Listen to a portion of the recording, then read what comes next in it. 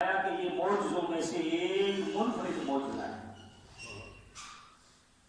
کہ اس معجزے میں پیارے آقا علیہ الصلوۃ والسلام اپنے جسم اطہر کے ساتھ مسجد حرام سے مسجد اقصیٰ تک گئے اور پھر مسجد اقصیٰ میں 1,24,000 پیغمبروں نے استقبال کیا۔ پیارے آقا علیہ الصلوۃ والسلام نے انہیں نماز پڑھائی اور امامت کروانے کے بعد پیارے آقا علیہ الصلوۃ والسلام نے آسمانوں کی طرف سفر فرمایا۔ پہلے آسمان پر، پھر دوسرے پہ، تیسرے پہ، چوتھے پہ، پانچویں پہ، چھٹے پہ، ساتویں پہ۔ ہر آسمان کی داستان الگ ہے، ہر آسمان کا طریقہ داخل جو دخول ہے وہ الگ ہے، پھر ہر آسمان پہ ہر نبی کی ملاقات کا قصہ الگ ہے۔ اسی طرح ہر نبی کے ساتھ ملاقات کرتے ہوئے ساتوں آسمانوں پہ انبیاء کی ملاقاتوں کے بعد سدرۃ المنتہا پر تشریف لے جاتے ہیں۔ اب سدرۃ المنتہا کیا ہے؟ فرمایا وہ جبریل امین کا آخری مقام ہے۔ جہاں پہ جبریل امین پہنچتے ہیں تو پیارے آقا علیہ السلام فرماتے ہیں جبریل آگے بھی چل، یہاں تک تو تیرا سفر تھا، میرا سفر تو اس سے آگے شروع ہونا ہے۔ جبریل امین کیا عرض کرتے ہیں؟ میرے آقا جبریل کی رسائی یہاں تک ہے، جبریل یہاں سے آگے ایک بال برابر۔ یہ اہمیت بتائی جاتی ہے۔ اب بال ظاہر نہ پکڑیں تو بال کی کیا حیثیت ہے؟ ہم اپنے ذہن میں کہیں گے یار بال تو کوئی چیز نہیں ہے، یہ تو کسی خاطر میں نہیں آتا، یہ کسی پیدائش میں نہیں آتا، لیکن فرمایا آتا ہے کہ جہاں تیری حد ہے اس سے آگے ایک بال برابر بھی اگر آقا جسارت کروں تو میرے رب کریم کے انوار و تجلیات اس قدر ہیں، گو میں نور سے پیدا ہوا ہوں، میرے پر نورانی ہے، میری حقیقت نورانی ہے، مگر یہ نورانیت بھی قائم نہیں رکھ پاؤں گا، یہ نورانیت بھی اس نورانیت کے آگے جل کر خاک ہے۔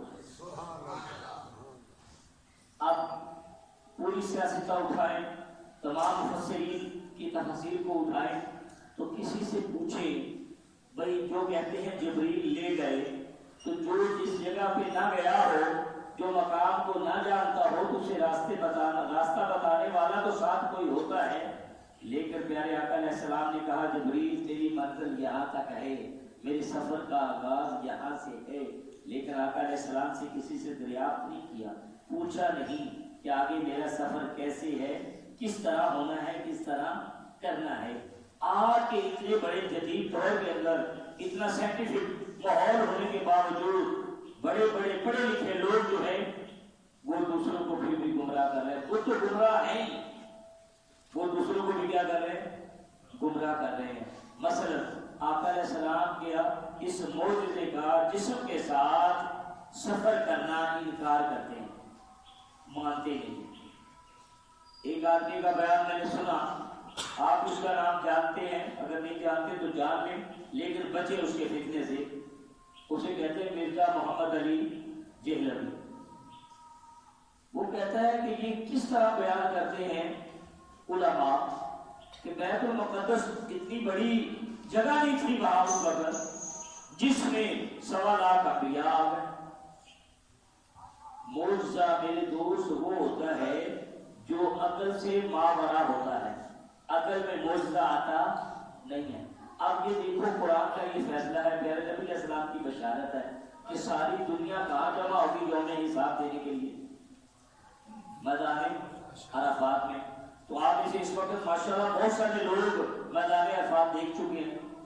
اب انہی سے ہی پوچھو جنہوں نے میدان عرفات کو دیکھا ہے، کیا ساری دنیا عقل کے مطابق وہاں سما سکتی؟ تو بھئی قدرت اور عقل یہ پھر ہوا کیا؟ ہم ماننے سے کیا انکار کر دیں گے؟ اللہ اکبر! بھائی تو کہے تو نہیں سما سکتی، لیکن رب چاہے تو سما سکتا ہے۔ اب یہ دیکھو ہمارے ہاتھوں میں یہ موبائل ہے، اس کی سکرین کتنی ہے؟ 3x6 ہے۔ اب اتنی سی سکرین رکھنے والا یہ آلہ لاکھوں کا مجمع اس میں آ جاتا ہے یا نہیں آتا؟ اور سب پہچانے جا رہے ہوتے ہیں. وہ اتنی بڑے حجم رکھنے والا 3/6 کی جو جگہ ہے یہ اس میں سارا سما جاتا ہے. کیا یہ رب کی قدرت ہے؟ فرمایا یہ رب کی قدرت نہیں، یہ اللہ نے انسان کو جو عقل دی ہے اس عقل کا کوئی ایسے سمجھو کروڑواں حصہ اس نے استعمال کیا ہے تو اتنا بڑا کارنامہ کر دکھایا ہے. تو جب رب کرنا چاہے گا تو پھر تیری عقل میں کیوں نہیں آتا؟ اب یہ جو معجزہ معراج ہے، جو آدمی اس کا انکاری ہوتا ہے وہ صرف معجزے کا نہیں ہوتا میرے دوست، وہ اللہ کی قدرت کا انکاری ہوتا ہے.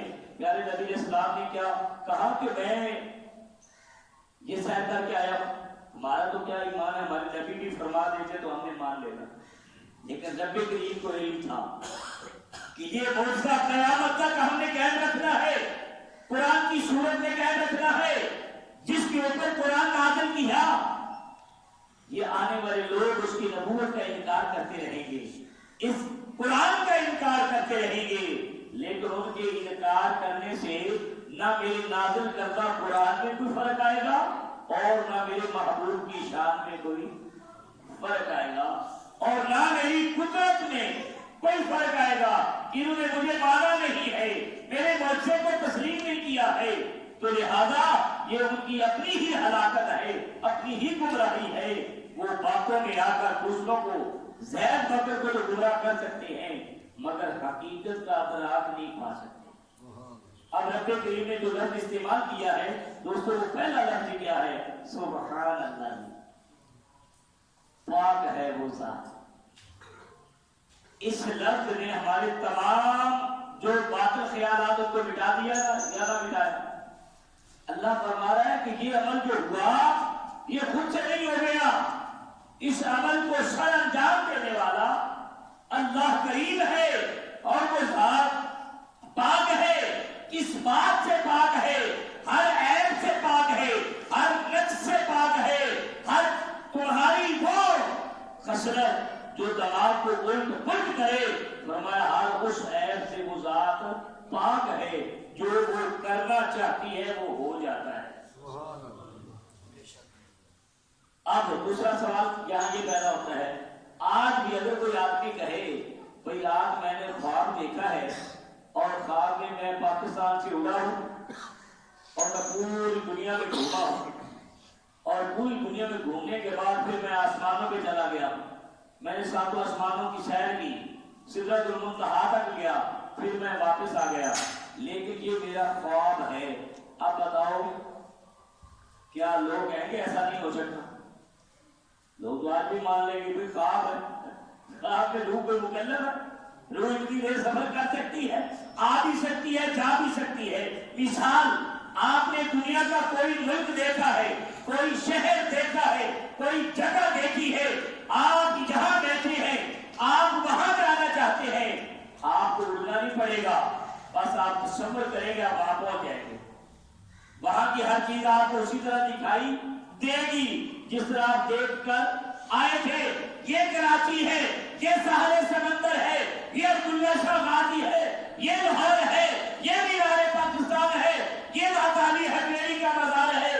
بھئی اتنی جلدی کیوں بتا رہے ہو؟ وہ کہتا ہے مجھے دکھائی دے رہا ہے. بھئی کیسے دکھائی دے رہا ہے؟ کہتا میں ان جگہوں کو دیکھ آیا ہوں، بس تصور کرتا ہوں وہ چیز مجھے نظر آ جاتی ہے. تو بھئی یہ چیز تو ہر کوئی مان لے گا، لیکن یہ ماننا آج کے دور میں بھی مشکل ہے کہ وہ کہتا ہے جسم کے ساتھ گیا، ساری دنیا کو پھر کر گھوم کر واپس آ گیا.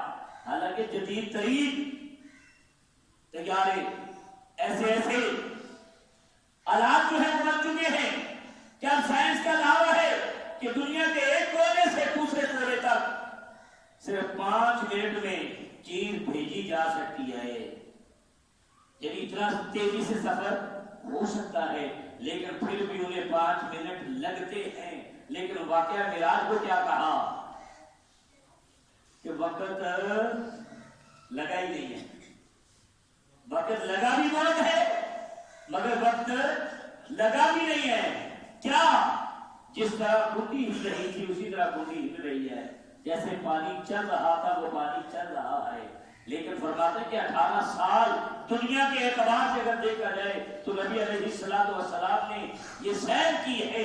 اللہ اکبر. تو عارفین نے اس کا جواب دیا ہے جو عقل میں آتا ہے. فرمایا دوستو بات یہ ہے کہ یہ نبی محتشم جان ہے جہان کی، جہان ہی نہیں جہانوں کی. تو جب نبی علیہ السلام جس لمحے تشریف لے گئے تو جو چیز جہاں تھی وہیں پہ رک گئی، جو چیز جہاں پہ تھی وہیں پہ ٹھہر گئی. جب نبی علیہ السلام واپس تشریف لائے تو جہاں پہ جو چیز تھی وہیں سے چل پڑی. تو اب انہی کے لیے لمحہ ہی گزرا نا. اللہ اکبر کبیرہ. تو میرے دوستو یہ اس وقت معجزے کا انکار ایمان والوں نے نہیں کیا تھا، صدیق اکبر نے نہیں کیا تھا، دیگر صحابہ نے نہیں کیا تھا، تب بھی انکار کیا تھا. تو ذرا غور کرو کنہوں نے کیا تھا؟ جو غیر مسلم تھے. بھائی وہ غیر مسلم ہو کے انکار کریں یہ تو بات عقل میں آتی ہے کہ وہ ہے غیر مسلم، تو ایک مسلم ہو کے انکار کرے.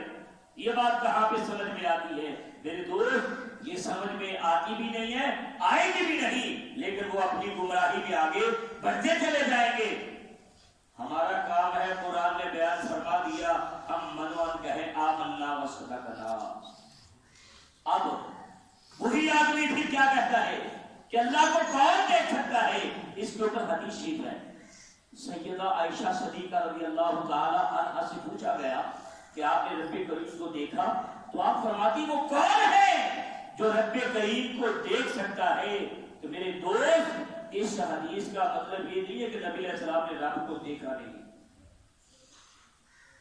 اللہ اکبر کبیرہ. ہر بات کی تہ میں ایک بات ہوتی ہے، جیسے جیسے وہ تہ اٹھتی جاتی ہے وہ باتیں نظر آتی جاتی ہے. اب آپ ذرا ہم خود غور کریں. اللہ نے جبریل کو ہی دکھانا تھا کہ آسمانوں پہ لا کے جبریل کی ملاقات کروانی تھی، جبریل کو دکھانا تھا. آپ ذرا عقل سے سوچیں تھوڑی سی بات. جبریل ہمارے نبی کا غلام ہے یا آقا؟ جب ہمارا یہ ایمان ہے، قرآن و حدیث سے ثابت ہے کہ جبریل ہمارے نبی کے در کا غلام ہے، گدھا ہے، تو بھائی آقا غلاموں کو دیکھنے ہی نہیں جایا کرتے. غلام تو وہ ہوتے ہیں جو خود آیا کرتے ہیں. اللہ اکبر کبیرہ. جبریل کو دیکھا ہے تو یہ بھی میرے رب کی شان ہے، اس کے اندر بھی شان مصطفیٰ کا عروج اور کمال ہے.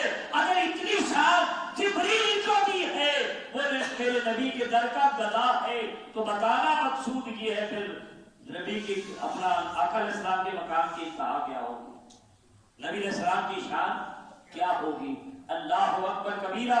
تو آپ کسی سے بھی بات سنیں تو ان کی باتوں پہ نہ جائیں کہ آقا علیہ السلام نے جسمانی معراج نہیں کیا، روحانی معراج کیا ہے. آپ کہیں گے اس کے اوپر اتنا زور کیوں دینا ہے؟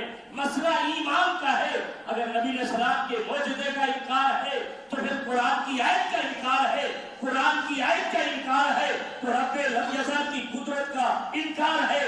تو جو آدمی اتنے انکار کر بیٹھتا ہے پھر صاحب ایمان کیسے رہتا ہے؟ اللہ اکبر کبیرہ. اس لیے پیارے آقا علیہ السلام نے جو معراج فرمایا، عزیز دوستو یہ خواب نہیں ہے، یہ جسمانی معراج ہے. پیارے نبی علیہ السلام بنفس نفیس گئے ہیں. اب یہ دیکھو خوابوں کے اندر نہیں کہا جاتا کہ کون آیا ہے آسمان پہ. جبریل صدا دیتے ہیں کہ یہ دروازہ آج سے پہلے تک نہیں کھولا گیا، یہ دروازہ رکھا ہی مصطفیٰ کریم کی آمد کے لیے گیا ہے. اللہ اکبر کبیرہ. تو عزیز دوستو چونکہ ٹائم ہو چکا تو اس لیے آقا علیہ السلام کی معراج ایک ہی بات آپ نے ذہن میں پختہ کرنی ہے. وہ کیا ہے کہ ہمارے نبی کا معراج جو ہے یہ جسمانی ہے، روحانی نہیں.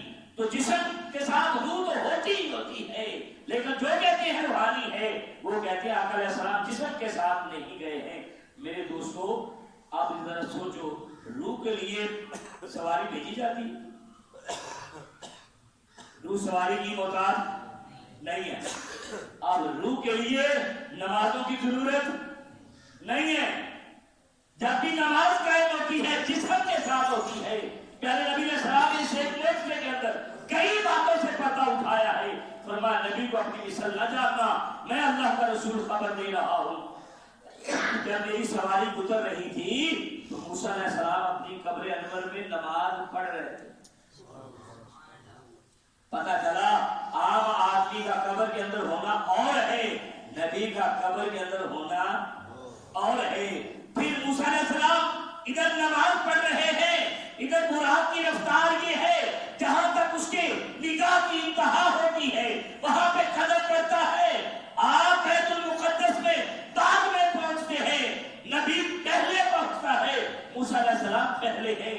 تو یہاں پہ بتانا مقصود یہ ہے کہ جتنی بھی تیز رفتار سواری موجود ہو، اگرچہ وہ براق ہی کیوں نہ ہو، ایک نبی کی رفتار براق سے زیادہ ہے، کم نہیں ہے.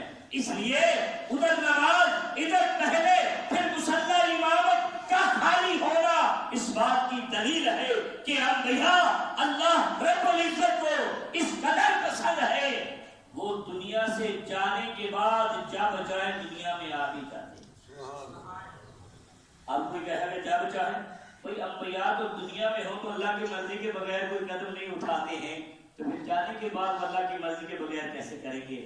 فرق اتنا ہے، جو دنیا میں رہتا ہے وہ اللہ کی مرضی کا پابند ہو کے رہتا ہے، جب دنیا سے چلا جاتا ہے تو رب فرماتا ہے پھر ہم پابندیاں اٹھا لیتے ہیں، پھر ہم اس بندے کی مرضی کے مطابق ہو جاتے ہیں، جس طرح وہ چاہتا ہے رب فرماتا ہے ہم اس طرح کر دیتے ہیں.